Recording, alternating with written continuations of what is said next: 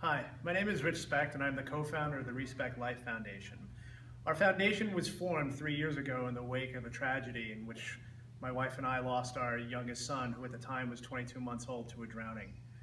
Our foundation started off as a movement really to spread kindness, but it has since grown into much more than that. And one of the things that we are focused on now is to really treat or end this scourge of drowning and really getting people to learn that it is something that is completely preventable, which was something that we were not aware of.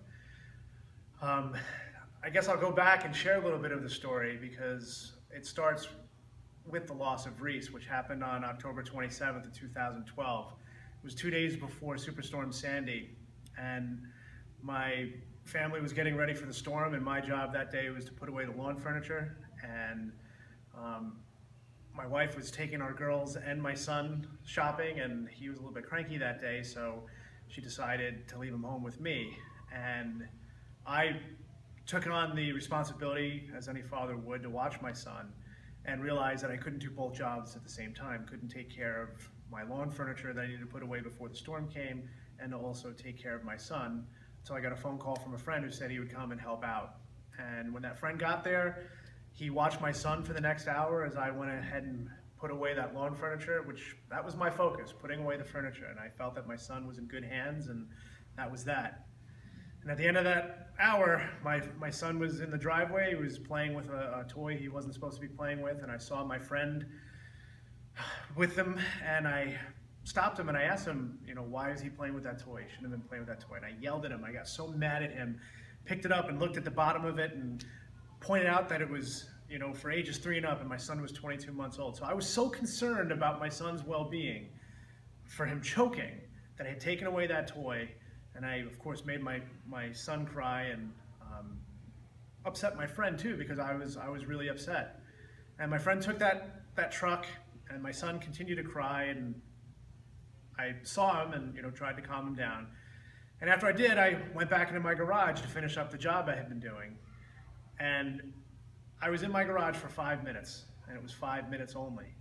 And in those 5 minutes, while I was in the garage, I thought my friend had my son. 5 minutes later, I walk back into my house, and my friend is sitting there and watching TV, and I see that my son isn't there, and I asked him, "Where's Rees?" And he responded with the 6 words that haunt me to this day: "I thought he was with you." "I thought he was with you" are words that every parent has ever used when a child has gotten off and done something. And "I thought he was with you" usually ends with a parent finding their child and realizing, oh, they're okay. But in our case, and in the case of anyone who's lost a child to drowning, "I thought he was with you" is fatal. And "I thought he was with you" was fatal in our case because after I couldn't find my son, we didn't hear him, I immediately went to our backyard pond because that was our fear. Now, we had a pond in our backyard. We had safety precautions. We had alarms on our doors. We had self-locking gates. My son had not taken any swimming lessons though, because I was under the impression that he was too young to take them. He was less than 2 years old.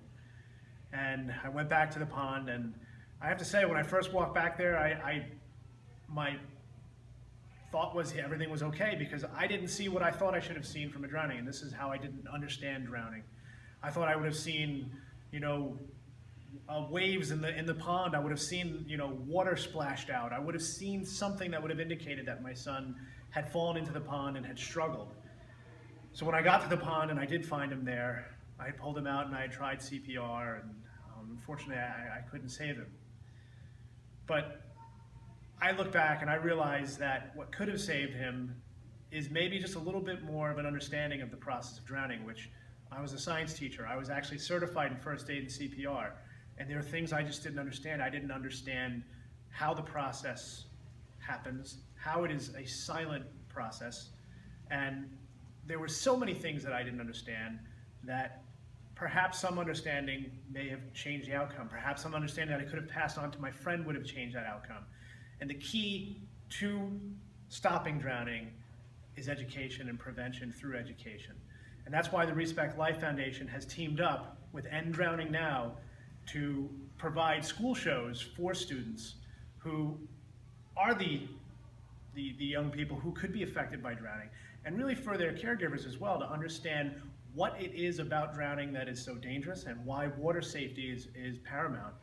And it is our hope that through this combined effort, through the ReesSpecht Life Foundation and End Drowning Now, that we can stop stories like ours in which the words, "I thought he was with you," or any other thing that could have led to a distraction or could have led to that 1 second where you think, everything is okay, that someone else has your child, or that, they know enough. That education and that process that is needed is something that we are now providing. And I'm hoping that in watching this and understanding and hearing a little bit of our story, you might be inspired to support what we're doing and also to encourage others to go out and learn how to end drowning now. Thank you.